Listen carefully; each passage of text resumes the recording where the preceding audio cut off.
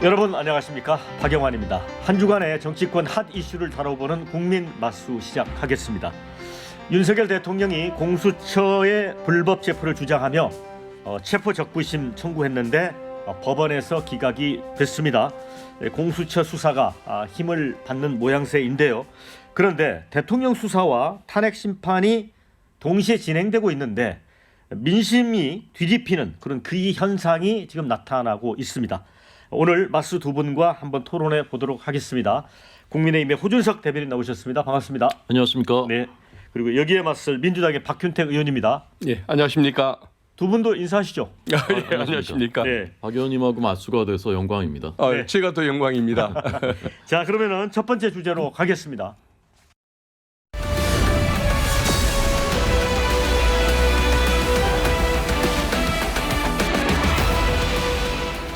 이제 윤석열 대통령 측은 이 공수처의 수사, 체포 영장에 대해서 불법이고 무효다 이런 입장을 강력하게 유지를 해왔습니다.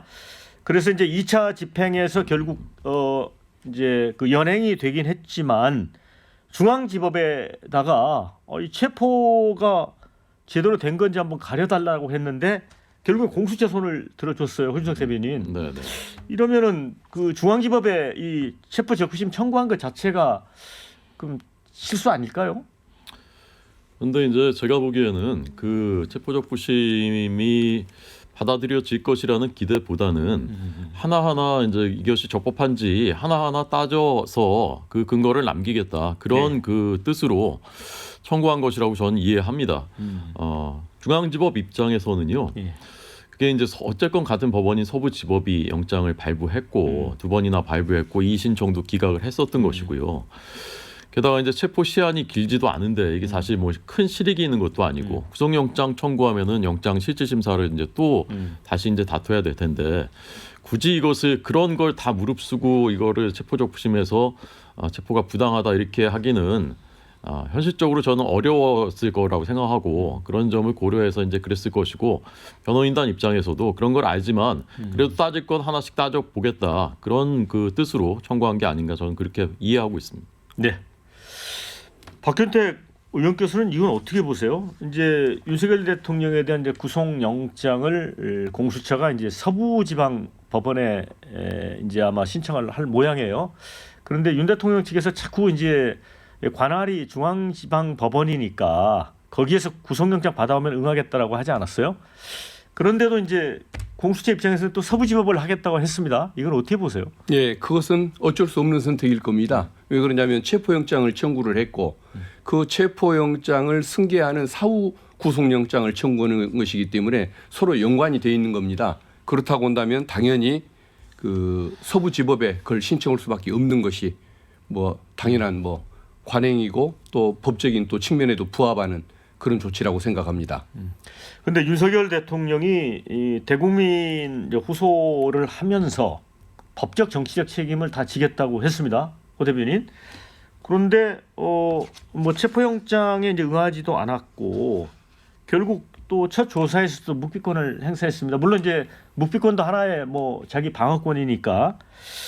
그런데 이게 이제 일반 국민의 눈에 비칠 때는 좀 상식적이지 않다 이렇게 여겨지거든요. 왜 그럴까요?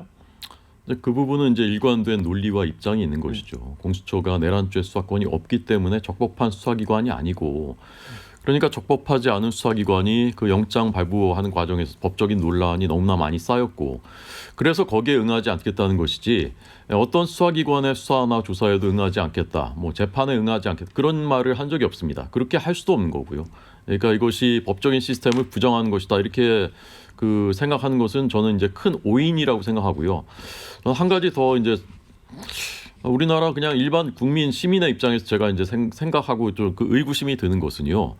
현직 대통령을 꼭 왜 구속까지 해서 꼭 수사를 하고 재판을 해야 되는 건가? 그게 정말 필요한 것인가? 도주와 증거인멸에 우려가 있는 것도 아니고 현직 대통령이 체포된 것도 처음입니다. 마치 군사작전 하듯이. 그런데 처음에는 공수처가 조사에 불응하니까 조사하기 위해서 마치 이제 체포하는 것처럼 그렇게 했었는데 그렇게 해서 결국은 끌어내더니 바로 이제 구속영장을 청구한다고 하지 않습니까? 자, 그렇다면 이제 국민들 입장에서 보면 이게 결국은 저런 모습을 대통령을 끌어내서 구속하는 그런 모습을 보여주려는 것이 처음부터 의도가 아니었는가? 그렇다면 그것이 이재명 대표의 조기 대선을 위해서 그런 장면이 필요했던 것이 아닌가? 이제 그런 생각을 하시게 되는 거고요. 그런 것들이 저는 지금의 이제 여론의 변화에도 반영이 되고 있다 생각합니다. 꼭 대통령에게 구속영장을 청구해서 구속을 시켜야 되겠느냐? 요 부분에 대해서는 어떻게 보세요? 그것은 그 서부지검이 청구할 영장, 네. 그게 법원에서 발부할 수밖에 없다라고 생각하는 이유와 일치하는 부분입니다. 예. 그 이유는 당연히 도주의 우려가 있고 증거인멸의 우려가 있기 때문입니다. 먼저 도주 우려에 대해서 우리 호준석 대변인께서 없다고 말씀하시지만 저는 있다고 보는 이유가 네. 일단 사안 자체가 중합니다. 네. 법정형이 높으면은 일단 도주의 우려가 있다고 보는 겁니다. 네. 살인범들이 자수를 해도 구속하는 이유가 뭐겠습니까? 법정형이 높으면 언제든지 도주 행각을 벌일 수 있다는 것이고, 그다음에 또 하나는 지금 윤석열 피의자는 이미 도주를 했습니다.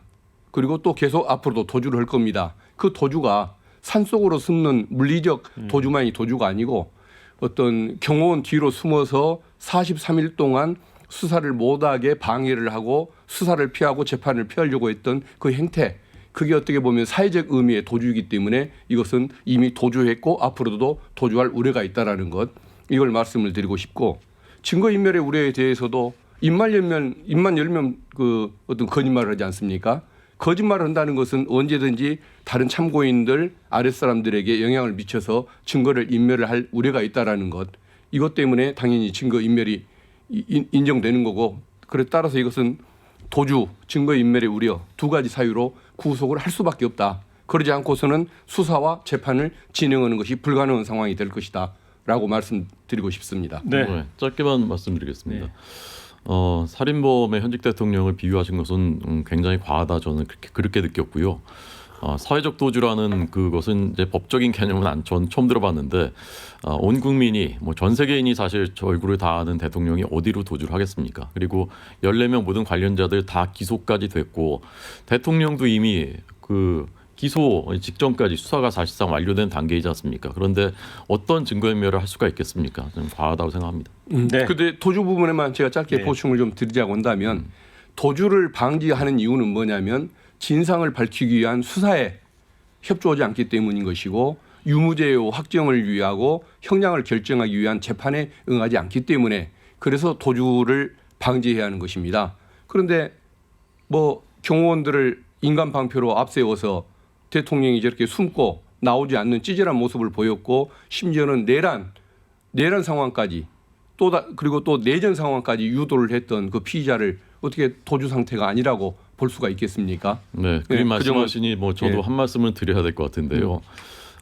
저렇게 몇천 명 동원해서 현직 대통령을 끌어내는 군사작전까지 한 그런 모습, 그 내전을 일으킨 것이 과연 누구입니까? 이재명 대표와 민주당 의원들이 국회에서까지 공수처와 경찰 수뇌부들 압박하고 겁박해서 그대로 하명 받아서 그렇게 한 것 아니겠습니까?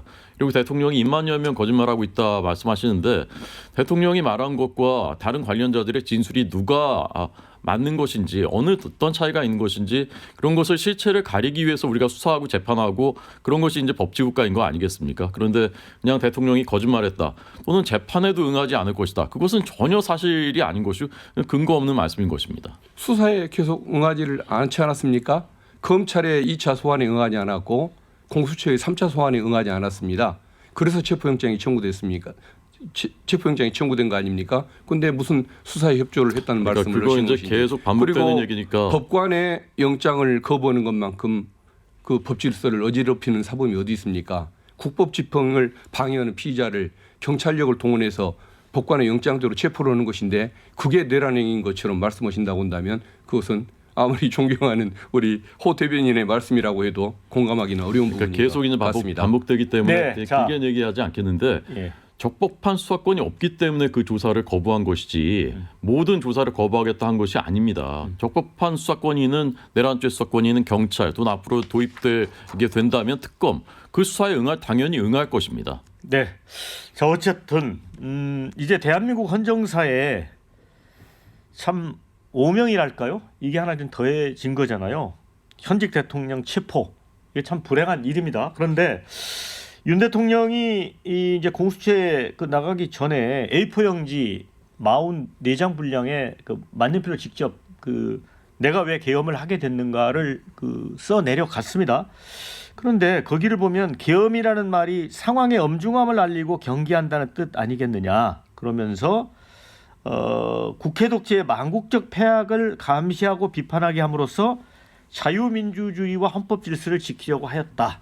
그러면서 최근에 이제 윤 대통령 측 변호인들은 실패한 계엄이 아니라 평화적 계엄이었고 일종의 구국의 결단이었다 이런 주장을 합니다. 어떻게 보세요, 박 의원님은? 저건 거의 궤변이라고 봐야겠죠. 네. 평화적 계엄이 어디 있습니까? 평화적 내란이 어디 있습니까? 저것은 뭐 따뜻한 아이스크림만큼이나 뭐 어이가 없는 그런 주장에 불과하다고 봅니다. 예. 저 내용을 보면 호구로 가득 차 있습니다. 군을 동원해서 헌법기관을 장악을 하고 그리고 국회와 선관위에 분명히 무장한 군인들을 보냈지 않습니까? 않습니까? 그런데 네. 그걸 가지고서 장난이었던 것처럼 얘기하는 거 그건 말이 안 되는 것이겠죠. 그리고 저 내용을 보더라도 자기가 잘못한 것에 대한 반성은 없고 책임질 자세도 없고 그야말로 수많은 지지자와 경호원들을 인간방패로 내세워서 그 사람들을 또다시 범죄자로 만들어서라도 자기 혼자 무사하겠다는 그런 의도를 드러내는 거 아닙니까? 그야말로 대한민국 국격 훼손을 가져오고 추한 행태를 가져온 정말 전혀 존중의 여지는 없는 그런 행태라고 볼 수밖에 없겠습니다. 호 대변인은 어떻게 보셨어요? 비상계엄 자체가 그것 자체가 마치 죄악인 것처럼 위법이나 위헌인 것처럼 하는 것은 그건 잘못이죠. 비상계엄은 헌법에 규정이 되어 있는 것입니다. 다만 그것이 이제 요건에 맞았느냐, 그 다음에 그 과정에서 위헌과 위법이 있었느냐, 이것은 이제 헌법재판소와 법원에서 다투게 될 것입니다. 따지게 될 것입니다. 그런데 미리 비상계엄 한 것 자체만으로도 무슨 내란을 저질렀다, 범죄를 저질렀다 이렇게 규정하는 것은 저는 큰 잘못이라고 생각하고요.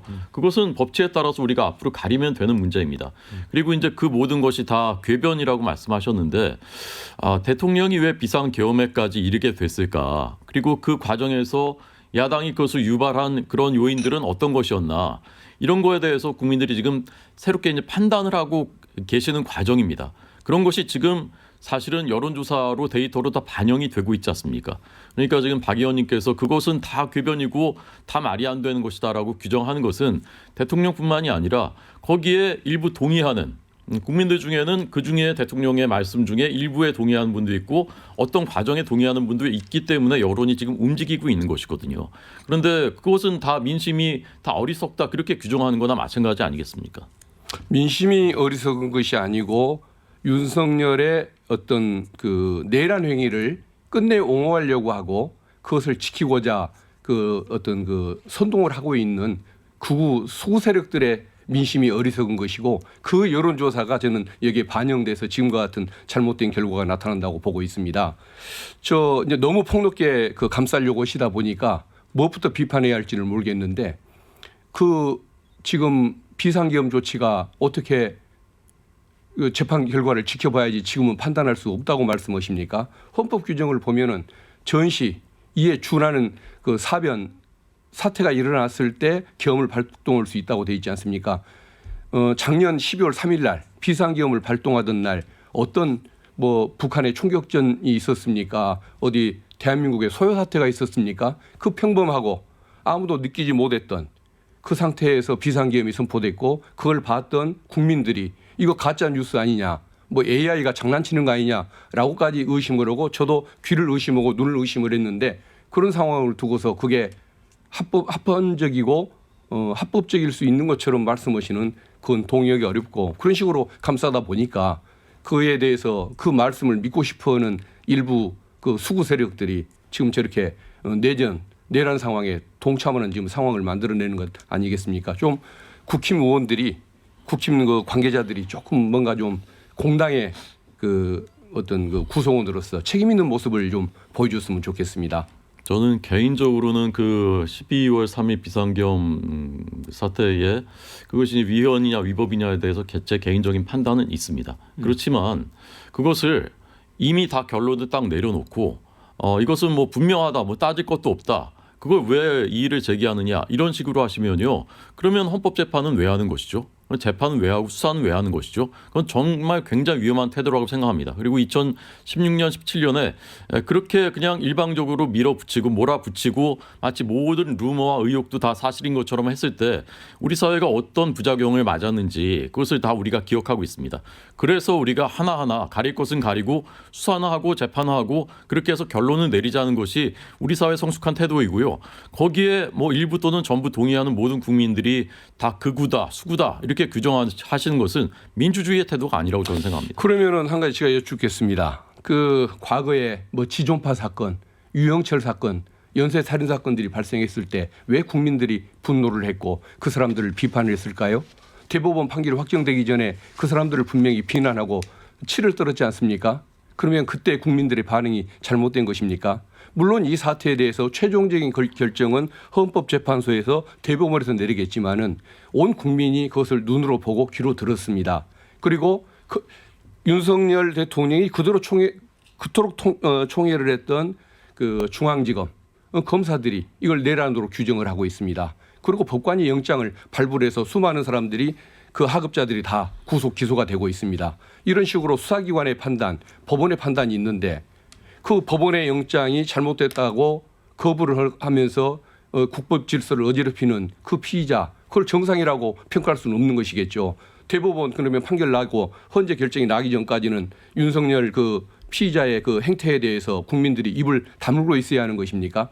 그건 오히려 그 어떤 법과 그 상식과 이런 것을 잘 분리를 못 하시는 뭐 견해가 아닌가 싶습니다. 이 법률가신데 이렇게 말씀하시니까 저는 정말 굉장히 당혹스럽고요. 지금 국민들의 여론조사 결과를 보면 국민들의 어떤 결과 적은 데서는 30%, 어떤 데서는 그보다 더 많은 숫자가 비상계엄에 대해서도 필요성이 있었다라고 생각하는 분들도 굉장히 많습니다. 그리고 탄핵에 대해서도 기각과 인용에 대한 의견이 엇갈리고 있습니다. 그러면 의원님께서 말씀하신 대로라면 거기에 이제 동의하는 그런 국민들은 다 그런 상식도 없어서 그렇게 판단하는 거라고 생각하시는 겁니까? 유영철과 지존파를 어떻게 여기에 똑같이 비교하십니까? 그게 말이 된다고? 대한민국에 끼친 피해는 윤석열 피의자가 더 그건 의원님 큽니다. 생각이고요. 네. 그렇게 생각하시는 분들의 생각입니다. 네, 자 여기까지 듣고요. 예. 우리 두 번째 주제로 넘어가겠습니다.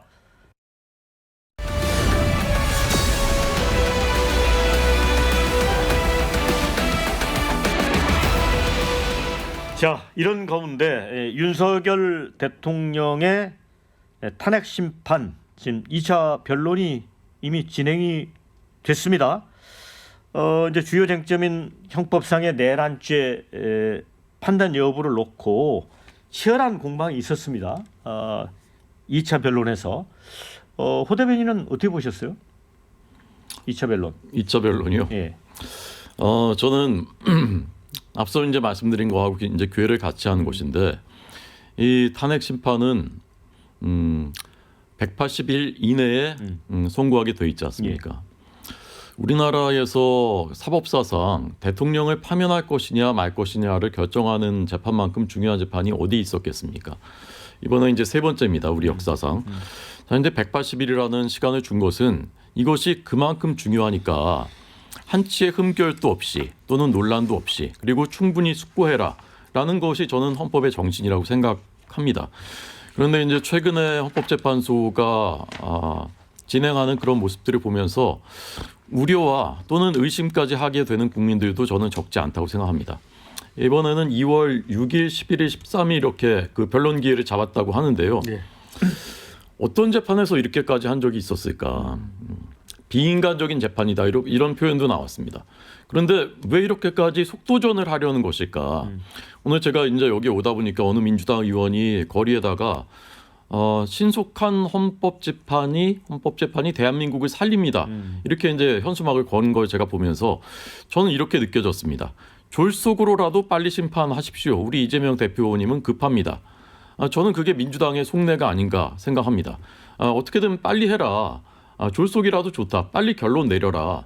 그런데 국민들은 이미 헌법재판관 8분 중에 3분이 우리법연구회 또는 국제법연구회라는 그런 곳에서 이미 좀 우려를 하고 계시거든요. 저는 개인적으로 그게 좀 과할 수 있다고 생각하지만, 그런데 최근에 정계선 재판관에 대한 기피 신청도 일고의 여지도 없다는 듯이 과거에 수많은 선례가 있었음에도 불구하고 그냥 기각해버렸습니다. 그리고 빨리빨리 어떻게든 빨리 하는 게 지상 목표인 것처럼 이렇게 진행되는 그 모습을 보면서 이게 정말 엄정하게 그리고 숙고하면서 이런 그 재판이 진행되고 있는 것인가에 대해서 국민들이 우려를 좀 많이 쌓아가고 계시다고 생각합니다. 네, 헌재가 대통령 탄핵 심판을 진행하면서 속도에 치중한 나머지 뭔가 좀 공정하지 않다라는 식으로 말씀을 하셨거든요. 동의를 하세요?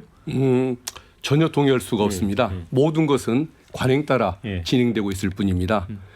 수사는 윤석열 피의자의 거부로 인해서 너무 지체가 되고 있습니다. 그리고 헌법재판 같은 경우는 지금 그 주위에 그 재판 진행하는 걸 가지고서 지금 비난을 하고 저항을 하고 있지만 예. 박근혜 전 대통령 때 주위에 진행을 했던 전례가 있습니다. 네. 왜 그때는 말이 없고 열심히 권성동 그 탄핵소추위원도 열심히 참여를 했었는데 잘하고 있다고 얘기를 했는데 이제 와서 속도가 빠르다고 비판을 합니까? 그것은 옳은 태도는 아니죠. 그리고 한 가지 지적하고 싶은 말씀은 이 윤석열의 내란 사건과 이재명 대표의 어떤 그 사건이 어떤 관련이 있길래 그것을 연관시켜서 말씀하는지 저는 이해를 못하겠고, 그리고 그 시장의 반응을 보더라도 그 윤석열 그 피의자에 대한 체포가 착수되면은 주가가 올라가고 실패하면 떨어졌지 않습니까? 환율도 마찬가지고 이번에 체포를 하고 나서야 국민들이 드디어 안정감을 느끼고 있고 시장의 반응도 좋아지고 있는데 대한민국의 안전, 대한민국의 경제 이걸 위하려면은 빨리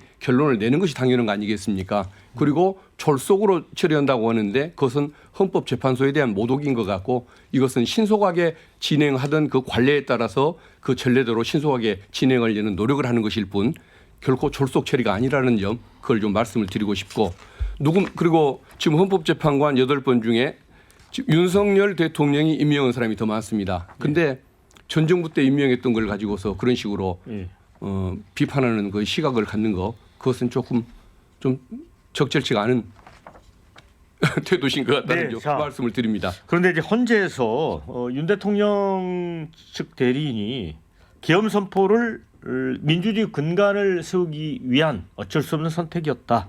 게다가 이제 부정선거 주장 관련 내용을 상당 부분 할애를 했습니다. 중국, 북한에서 선관위를 해킹하고 가짜 투표지를 넣으려는 시도가 있었다. 또 사전 투표 신뢰할 수 없다. 이런 등등의 이유를 들었는데 이것도 이제 중앙선관위에 이제 계엄군이 가게 된 이유라고 설명을 한 것 같습니다. 그런데 호 대변인 이거는 일반 국민 정서하고는 좀 괴리가 있는 건 아닐까요?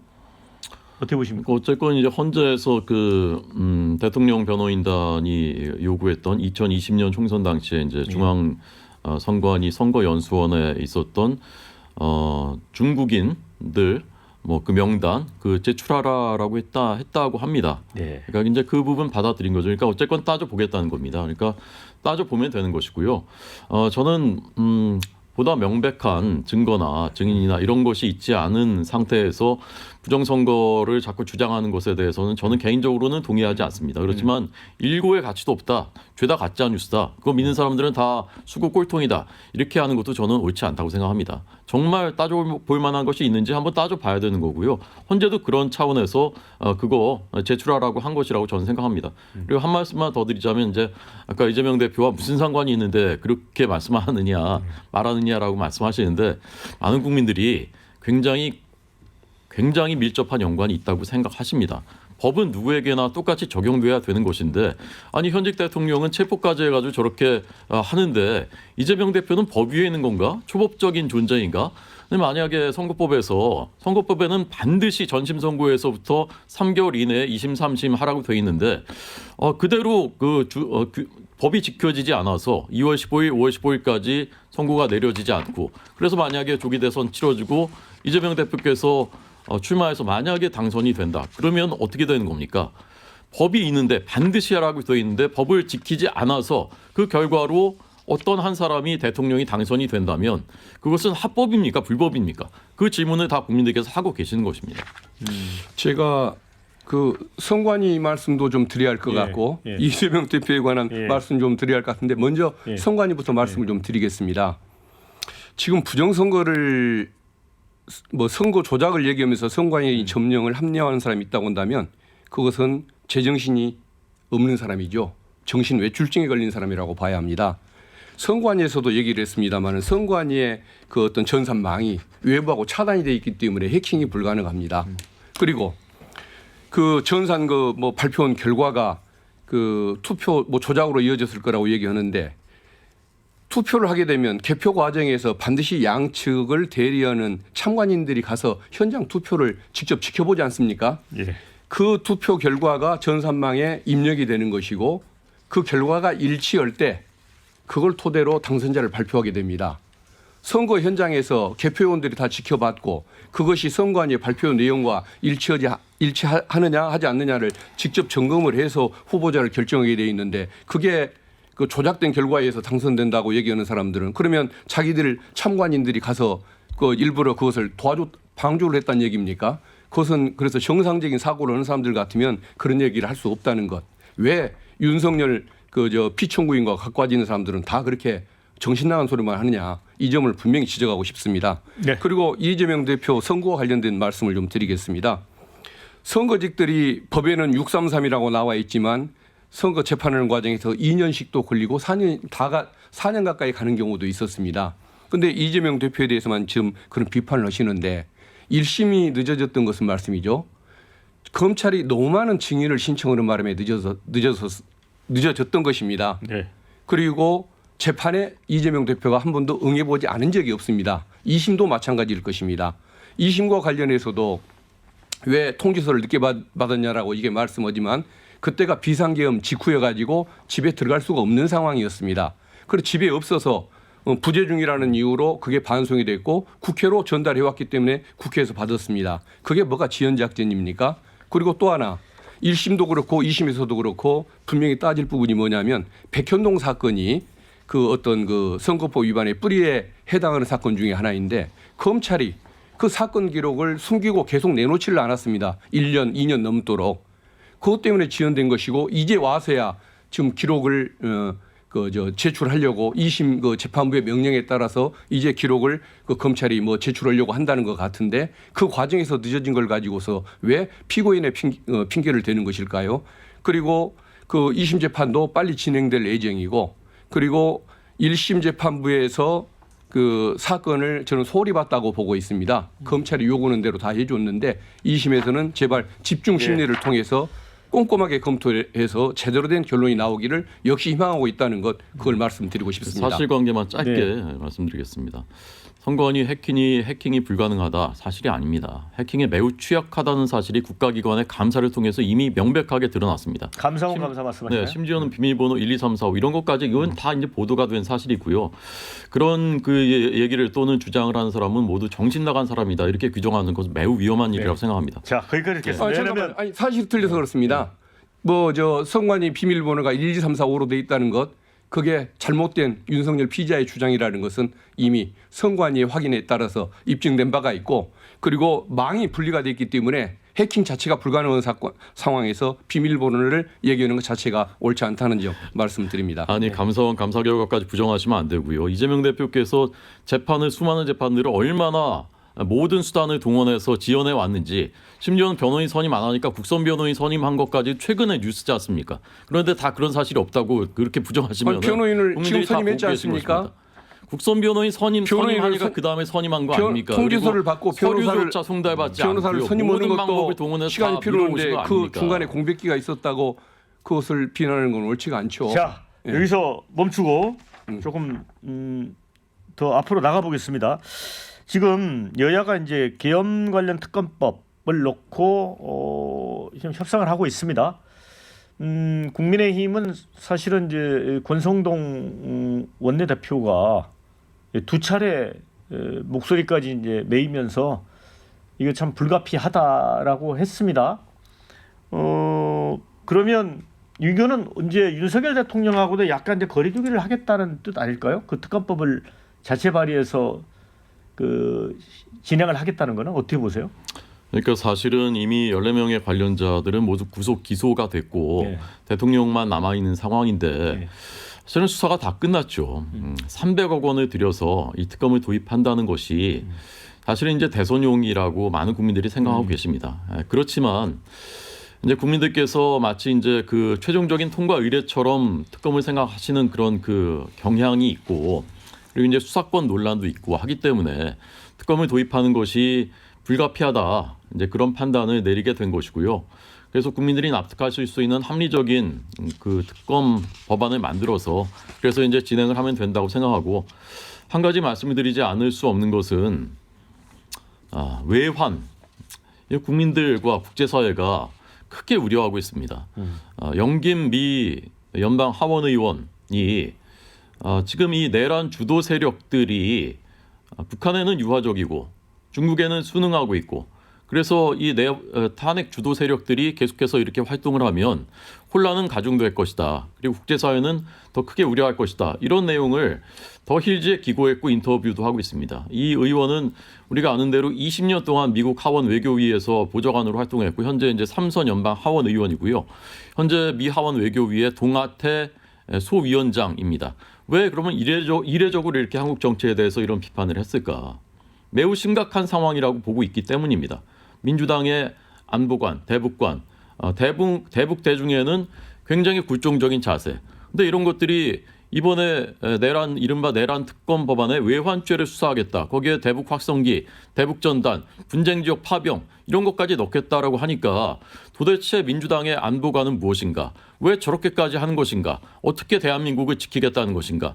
여기에 대해서 특히 우리 국민들 20대, 30대들 여론이 이것은 아니지 않나라는 것이 급속하게 퍼지고 있는 것입니다. 이런 부분에 대해서는 민주당이 명확한 입장을 밝혀야 될 것이고요. 앞으로 이런 것이 전 대선에서도 조기 대선 치러진다면 큰 이슈가 될 것이라고 생각합니다. 그런데 외환죄 부분과 관련해서는 민주당도 이제 당초 주장했던 거에서 일부를 좀 빼지 않았나요? 조금 범위를 축소했습니다. 그렇죠. 전체를 훑어보는 것이 아니라는 것을 분명하기 위해서 조금 그 범위를 축소를 했습니다. 그런데 외환죄 관련해서 지금 안보관을 말씀하시는데 제가 이 부분은 지적을 하지 않을 수가 없습니다. 선거 때마다 또는 뭐 정치 현안 때마다 민주당을 공격하는 방법으로 뭐 대공 문제를 그렇게 말씀하십니다. 자, 한번 보십시오. 북한에게 삐라를 계속 보내서 자극을 해서 쓰레기 오물 투하가 있을 때 그것을 원점 타격을 하고 국방부 장관이 지시하는데 전쟁이 날까봐 합참 의장이 거부를 해왔지 않습니까? 그리고 무인기 북한에 보낸 것이 밝혀지고 있는데 김용현 그 장관을 비롯해서 이 정권 사람들은 거짓말을 습관적으로 하죠. 그러면 그 습관에 따라서 안 보냈다고 해도 될 텐데 왜 굳이 확인해 줄 수 없다고 해서 북한을 일부러 자극을 했을까? 그것은 국지전을 유도했던 그런 행태 아니겠습니까? 그렇기 때문에 이제 특검이 필요하다는 것인데 그런 식으로 북한을 자극해서 남쪽에 북풍이 불기하고 총격을 가하게 유도하는 것이 과연 나라를 위협하는 행동입니까? 싸우지 말고 평화를 유지해서 안정적으로 가자. 불필요한 자극하지 말자라고 얘기하는 사람들이 국가의 안보를 자극하는 사람들입니까? 국힘 지금의 윤석열 정권이나 국힘 사람들은 안보를 얘기할 자격이 없습니다. 왜 그러냐면 이런 항상 남북 갈등 상황을 일부러 정치적으로 만들어내는 사람들이기 때문에 그렇습니다. 그것은 오히려 국힘 쪽에서 반성을 해야 할 일이고 이번 특검을 통해서 진상을 한번 확인하고 다시는 이런 짓들을 못 하게 만들 필요가 있다는 것 말씀을 드리고 싶습니다. 예, 그러니까 이제 저런 말씀을 하시기 위해서 저는 그 대선 국민에 저런 말씀을 하시기 위해서 이번에 외환 이거를 이제 법안에 넣었다고 생각하는데요. 저는 외환에 가까운 행동을 했었던 것은 이런 거라고 생각합니다. 100억 원이나 되는 돈을 천안함 주범, 폭행 주범인 김영철에게 불법 송금한 사람은 누구인 것인가? 북한의 핵과 미사일 개발하는데 끊임없이 방조하면서 오히려 사실상 지원까지 한 것은 누구인가? 그다음에 사드 배치하는데 그렇게 목숨 걸고 거짓 허위 사실까지 하면서 선동한 사람은 과연 누구인 것인가? 그리고 오물풍선 원점 타격 말씀하시는데 모든 군사활동, 북한의 도발에 대응하는 모든 군사활동을 다 비상경과 관련이 있는 것이고 유도한 것이다. 이렇게 말씀하시는 것은 근거가 없는 것입니다. 김명수 합참의장도 분명히 국정조사에서 그 문제에 대해서 그것은 군을 무시하는 것이다라고 분명히 반박하지 않았습니까? 그리고 그 당시에 6월 달에 작년 6월 달에 왜 총한발 못 쓰고 제대로 대응하지 않고 있느냐 오물풍선에 대해서 그 말씀하셨던 분이 누구인지 아십니까? 김병주 민주당 의원입니다. 그리고 허영 민주당 의원은 아니 비무장지대에 헬기 띄워서 타격할 수 있는데 왜 하지 않느냐라는 말씀도 하셨었습니다. 그런데 무작정 모든 것을 다 비상경과 관련해서 당신들이 한 것이 아니냐라고 말씀하고 계십니다. 왜 김정은이 돈 들여서 확인할 일을 우리가 무인기 말씀드리는 겁니다. 왜 우리가 그것을 확인해 줘야 됩니까? 그것은 군사 우리 안보와 관련이 있는 것인데 김명수 합참의장이 국회에서 소신 발언한 것 바로 엊그저께 아닙니까? 김명수 합참의장이 그런 얘기를 했던 것은 본인이 정치적으로 이용당하는 줄도 모르고 그렇게 종사를 해왔던 그런 군인으로서 한계인 것 같고요. 지금에 와서야 그런 문제점이 드러나고 있기 때문에 그 정치적인 배경을 확인해 보자는 거 아니겠습니까? 그리고 아까 뭐 북한에 송금한 사람이 누구냐 말씀하시는데 한번 말씀해 보십시오. 설명을 드리겠습니다. 아니 그건 재판에서 2심까지 다 나왔습니다. 북한에 100억 원 불법 송금한 것이 누구인지 다 나왔습니다. 말씀을 한번 해 주시죠. 배경도 설명해 주시죠. 경기도가 했습니다. 경기도가 했고요. 재판부는 그것을 지금 경기지사가 했다고 주장하시는 겁니까? 아니 그 부분은 이제 밝혀지겠죠 재판에서. 쌍방울이 보낸 거 아닙니까? 근데 그 목적이 뭐였냐가 지금 다툼이 되고 있는 것이겠죠. 근데 그것을 이화영이 관여했는지의 문제인 것이고 또 그것을 이화영 부지사가 이재명 대표와 상의 감사했느냐가 좀 문제되고 있는 것인데 저희들이 파악하고 있는 자료에 의하면 그건 있을 수가 없는 일입니다. 쌍방울이 자기들 주가 부양을 위해서 사업적인 목적으로 투자를 했던 사건입니다. 이미 그리고 재판 결과가 나온 걸 그렇게 말씀하시면 안 됩니다. 자, 아니 잠깐만요. 그것을 이재명 대표와 연결시키기 때문에 저는 해명을 해줘야 하는 것입니다. 한번 보십시오. 과연 김성태가 이재명 대표를 위해서 그 돈을 100억을 썼다면 이재명 대표가 김성태 대표를 한 번도 안 만나주고 그 만남을 거부하고 이런 일을 할 수가 있는 겁니까?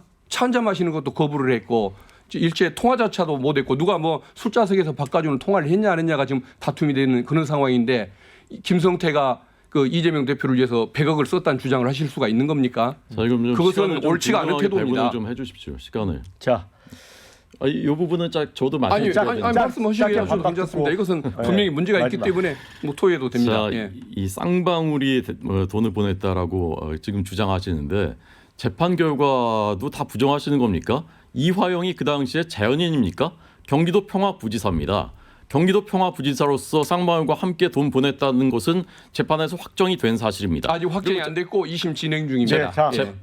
재판부가요. 그리고 이재명 대표와의 연관성에 대해서 그 부분은 아직 그 재판 사항이 아니기 때문에 그 부분 결론 내리지 않았지만 부정하지 않았고요. 그러니까 확정적으로 말씀하시면 안 된다는 제가 얘기죠. 이재명이라고 확정적으로 얘기한 적이 없습니다. 왜 그렇게 말씀하십니까? 근데 그렇게 분위기를 유도를 하셨지 않습니까? 하여튼 그렇게 하시면 안 된다는 이름을 거죠. 특정한 건 아니었고요. 이제 2심 재판 중이니까 여기서 정리하고 차라리 특정해서 제가 해명을 기회를 주시면 더 좋을 것 같아서 마지막 하는 주제 말씀입니다. 만나보겠습니다. 예. 네.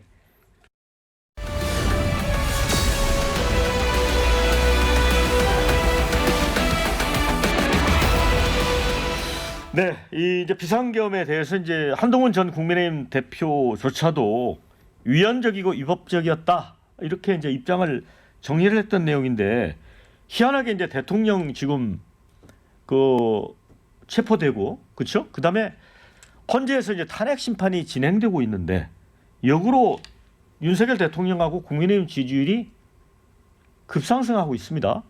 그래서 이 세상이 미친 건가?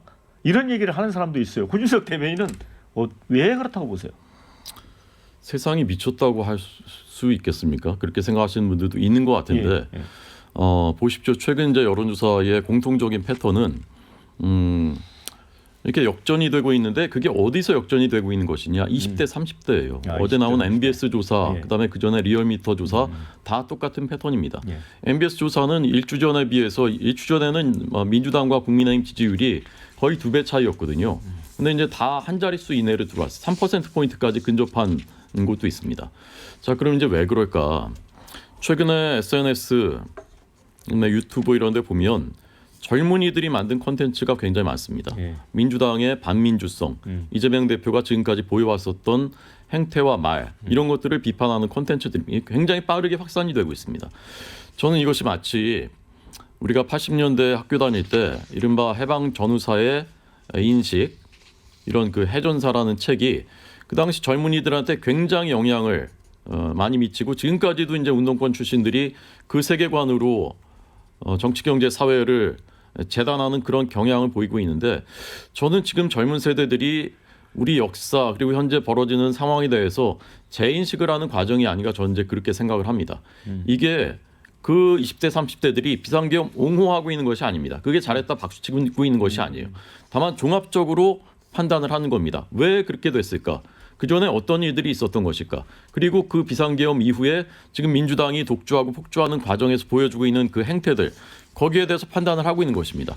그런데 그 콘텐츠들 한번 보십시오. 거기에는 단 하나의 가짜 뉴스, 거짓말 이런 것이 없습니다. 젊은이들이 정확하게 사실관계를 파악하고 그것을 비판하고 있는 것이거든요.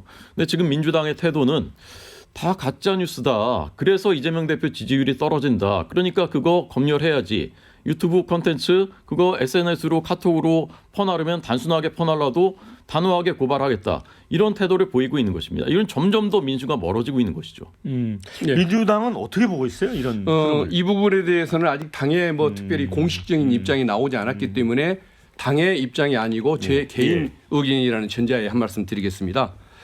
지금 그 윤석열 대통령 탄핵 당시에 탄핵 찬성 여론이 80% 가까이 되지 않습니까? 근데 그 뒤에 더욱 추하고 찌질한 모습만 계속 보여왔지 않습니까? 그렇다고 한다면 윤석열 그 피청구인을 탄핵하지 말아야 한다라고 믿는 국민이 이렇게 낮아질 리는 없다고 생각합니다. 오히려 늘었으면 늘었지 줄 수는 없다고 생각합니다. 그러면 왜 이런 여론조사 결과가 나올까? 아마 민주 진영에게 정권을 뺏기는 결과가 올까 봐 수구 보수 세력들이 뭉치는 이런 상황. 보수의 결집. 보수의 결집, 그다음에 참여율 상승으로 여론조사에 이런 게 나타나고 적극적으로 응한다. 민주당 내지는 민주 진영 사람들은 43일간 윤석열 그 피의자가 체포될 때까지 굉장한 피로증을 겪었기 때문에 참여율이 낮아서 이런 점을 말씀드리고 싶습니다. 그리고 20대, 30대 뭐 청년도 말씀하시고 그러는데 저는 여기에 찬성하는 뭐 20대, 30대든 국민들이든 이게 그렇게 상식을 가진 사람들은 아니라고 봅니다. 그렇기 때문에 수구 보수 세력들의 일부의 의견이라고 저는 생각을 할 수밖에 없습니다. 그 대표적인 예가 뭐냐? 김문수 장관에 대한 지지율이 매우 상승을 했더군요. 매우 높게 지금 국힘에서 1등을 하고 있던데 우리 호 대변인도 김문수 같은 분이 국힘의 대선 후보로서 적합하다고 믿지는 않은 분일 것 같은데 그 현상만 보더라도 상식과 정상성을 가진 국민보다는 그렇지 않은 수구 꼴통성을 보이는 시민들이 참여한 결과일 것이다. 저는 그렇게 분석을 하고 싶습니다. 그러니까 그 강성 보수의 입장을 지닌 분들이 여론조사에 적극적으로 응했다라고 이제 보시는 맞습니다. 것 같아요. 어떻게 보세요, 고대변인? 저렇게 이제 민주당이 계속 생각해 주셨으면 좋겠어요, 저는. 물론 제 견해입니다만 개인적인 저는 뭐 견해고. 잘못된 건 아닌 것 저렇게 같습니다. 계속 생각하시면 만약에 조기 대선이 치러지면 저희한테 굉장히 유리할 겁니다. 저는 한번 보십시오. 그 데이터. 그러면 이 여론조사 결과에 따라서 데이터를 김문수 후보를 그러면 내놓으십시오. 보시고요. 그것도 우리가 바라는 바입니다. 보수가 다 결집해서 그것도 이제 다 수구 꼴통 이렇게 말씀하시는데 그것도 굉장히 정말 오만한 말씀이고요. 그렇게 우리와 다른 생각하는 사람들은 다 수구 꼴통이고 그 사람들이 다 결집해서 지금 여론이 이렇게 바뀌고 있다. 정말 위험하고요. 그렇지만 그냥 당리당략으로만 생각하면 민주당이 저렇게만 계속 생각하시면은 우리가 다시 한번 기회를 얻겠구나 그런 생각을 했습니다. 저는. 그런데 여론조사가 이제 그 초창기에 나왔을 때는 약간 이제 민주당에서도 한 2개 여론조사 기관 정도는 의심을 했던 것 같습니다. 그런데 이 주간 단위로 이렇게 정례적으로 하는 여론조사도 이제 비슷한 트렌드가 나오니까 이게 그러면 잘못된 게 아니다라고 생각하는 사람도 좀 많은 것 같습니다. 이제 더 놀라운 거는 탄핵 찬성이 아까 70, 80%까지 나왔었는데 최근에는 오차 범위 안에 들어왔습니다. 탄핵 찬성과 반대가. 그 다음에 결국 이렇다 보니까 이제 민주당이 초기에 이제 비상계엄은 내란이다 이런 이제 프레임을 전개를 했잖아요. 그런데 헌법재판소에서 그 내란죄를 빼자라고 하면서 이게 화근이 됐다는 그 분석도 있어요. 어떻게 보세요? 어떻게 뒷부분만 예. 보시는 겁니까? 예. 그 이게 화근이 됐다 그 부분이. 예, 국회 의결서가 예. 그대로 예. 유지가 되고 있습니다. 예. 다만 변론을 펼치는 방법에 있어서 변호인들이 내란죄 형사범보다는 헌법 위반 위주로 이것을 심판을 진행하도록 하겠다라는 의사표시에 불과했던 그 것인데 얘기는 알겠는데 만약에 예. 그 내란죄 이 부분을 뺀 것이 어떤 그 화근이었다고 한다면 영향을 미쳤다. 오히려 그 필요성, 그 합리성을 국민들에게 제대로 홍보하지 못한 그 뭐 실수가 아니었을까 싶긴 한데 그 조치가 잘못된 것은 아니고 어쨌든 그걸 혹시 설명을 모든 예. 것이 영향을 미쳤다고 한다면 그 부분은 홍보에 설득의 잘못으로 인정을 할 수는 있을 것 같습니다. 그러나 원인이 뭔지는 제가 지금 확정은 못 하겠습니다. 그러니까 이제 뭐 이제 내란 수괴라고 이제 윤 대통령을 칭했고 그다음에 이제 국민의힘에 대해서도 뭐 내란 옹호당 내지는 이런 식으로 표현을 했는데 갑자기 헌재 심판을 하면서 속도를 내기 위해서 내란죄를 빼겠다라고 하니까 사람들이 좀 용어상의 혼란에 빠진 거다. 그것도 예. 영향을 줬다는 얘기도 있어요. 사실은 내란죄를 예. 뺀 것이 아니고 예, 뺀 건 아니죠. 내란죄 부분을 입증하기 위해서 굳이 노력하지는 않겠다. 네. 그러니까 이건 거죠. 어느 남자가 배우자를 폭행을 해서 예. 이혼 법정에도 서고 형사 법정에도 선다고 했을 예. 때 이혼 법정에서 그 이혼 얘기만 하면 되는 거지 징역을 몇 년 선고해달라. 형사 법정에서 주장해야 할 내용을 굳이 여기서 얘기하지 않겠다라고 한 것이기 때문에 지극히 합리적인 조치인데 그럼에도 불구하고 남편을 봐주려는 의도로 만약에 오해가 됐다고 한다면 그것은 어쨌든 설명을 잘못한 부분에 책임도 있을 수는 있겠습니다. 근데 호 대변인 어쨌든 지금 이제 윤 대통령하고 국민의힘 지지도가 동반 상승하는 거 이게 윤석열 대통령과 국힘이 잘해서가 아니라는 건 당에서도 알고 있는 거죠. 네, 물론입니다. 저는 이렇게 봅니다. 국민들께서 윤 대통령이 진짜 좋거나 아니면 윤 대통령이 잘했거나라고 생각하는 것보다는 국민의힘 마찬가지고요. 양쪽을 견져봤을 때 정치는 차선을 선택하거나 아니면 차악을 선택하는 거 아니겠습니까? 그런데 우리의 미래에 더 큰 악영향을 미칠 수 있는 정치 세력과 집단은 누구인가에 대한 판단, 지금 더 잘못하고 있는 정치 세력은 누구인가에 대한 판단. 그런데 어느 쪽이 더 집권 가능성이 높지? 이러다 정말 큰일 나겠는데? 나라가 어떻게 되는 거지? 그런 판단들을 하고 계시다고 생각해요. 그런 것이 자 그러면 탄핵 찬성하느냐 반대하느냐 물어봤을 때 나라도 이거 뭐 반대해야 되겠는데? 이런 마음들 이렇게 해서 그것이 이제 반영되고 있는 것이라고 저는 생각하거든요. 근데 이게 민주당이 하나하나 쌓아왔었던 지금까지 탄핵 권한대행조차도 이런 국가 혼란 상황 속에서도 또 탄핵하고 그다음에 대행의 대행한테는 민주당 대표 이재명 대표께서는 만나기 30분 전에 그 사람이 국정혼란의 주범이다 이렇게 하는 모습. 내일인가 모레인가는 6대 은행장을 다 불러서 이재명 대표께서 다 소집을 해가지고 만나신다고 하시는데 대통령이 아니라 대통령 정도가 아니라 지금 거의 총통급의 권력을 이미 민주당과 이재명 대표가 행사하는 것 같은 그런 독선 이런 것들 카톡을 검열한다. 상상치도 못하는 듣도 못한 이런 일들을 하고 내란죄라더니 내란죄는 갑자기 이제 뺀다고 하고 이런 모습들을 보면서 국민들이 하나하나 판단을 하고 계시는 것인데 그것을 수구 꼴통들만 결집했다 이렇게 보시면 안 됩니다. 네. 제가 진심으로 드리는 충고입니다. 네, 박 의원님. 예. 지금 제1당 대표가 그 전부터 또 내란 이후까지 그 경제가 이렇게 망가져가고 아무도 관심을 안 갖는 이 상황에서 제1당 대표가 책임감을 가지고 그 금융기관장들하고 간담회를 갖는 것을 가지고 네. 독재, 독선, 소집 이런 식으로 표현하는 것은 조금 아니다. 의도적인 공격으로밖에 예. 볼 수가 없다는 말씀을 드리고 싶고 어쨌든 그 말씀 주신 거 우리도 참고를 해서 뭔가 좀 깊은 더 연구는 하긴 해야겠습니다만은 그래도 그 국민들이 정상적인 국민들이 내란범을 떠나서 그 이후에 내란을 옹호하는 사람들을 지지하기 위해서 그런 지지율을 보냈다고 저는 믿고 싶지는 않고 오히려 그야말로 내란을 정말 옹호하는 데 나서고 있는 그 어떤 수구 세력들 중심으로 이런 결집이 이루어지고 있다는 것에 대해서도 한번 생각을 해보실 필요는 있지 않나 싶습니다. 만약에 그걸 믿는다고 한다면 정말 김문수 후보를 대선 후보로 내세우시기를 저도 김문수 후보가 되게 충고를 드리겠습니다. 무서우신가 봐요. 자꾸 예, 김문수 후보 얘기하시죠. 아주 무섭습니다. 꼭 좀 후보로 내주시기 바라겠습니다. 자, 이제 마무리 해야 될 것 같아서 두 분에게 50초씩 시간을 드릴게요. 우리 호 대변인부터 마무리 말씀. 지금 제가 보기에 20대, 30대들이 지금 그 여론의 주도권을 갖고 있습니다. 네. 그런데 저는 우리나라의 20대, 30대들의 이른바 MZ 세대는 네. 글로벌 수평적으로 따져봐도 최고의 경쟁력, 우리 역사를 통틀어봐도 당군 이래 최고 경쟁력, 이 굉장히 빠른 정보 습득과 정확한 판단력을 갖고 있다고 생각합니다. 그런데 지금 왜 저들이 저렇게 급속하게 여론이 움직이고 있을까?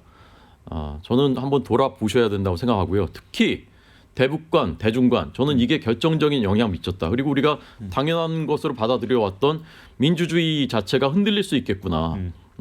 어떤 일이 벌어질지 모르겠구나. 카톡검열 비롯해서 이런 것들 결정적이라 생각합니다. 자, 박현택 의원님. 예, 우리 어떤 민주당 입장에서는 중국과의 관계를 정치적으로 뭐 이용하기 위해서 일부러 망쳐서 네. 경제를 이렇게 그 힘들게 만든다든가 북한을 일부러 자극을 해서 남북의 갈등 상황을 만들어내는 그런 일은 안 할 거라는 점 예. 한번 정리해서 다시 한번 말씀드리고 그동안 국민 여러분께서 내란 사건 이후에 예. 잠도 제대로 못 주무시고 도심 집회에 참석하시느라고 너무 고생 많으셨습니다. 이제 그 뭐 내란범이 체포됐으니까 좀 안심하시기 바라고 어쨌든 저 입장에서는 그 대한민국의 그 정상화, 민생 경제 회복 이런 걸 위해서 더 열심히 노력하겠다는 말씀 드리겠습니다. 자, 두 분 수고 많으셨고요. 함께해 주신 여러분께도 고맙다는 말씀 드립니다. 저는 다음 주에 다시 찾아오겠습니다.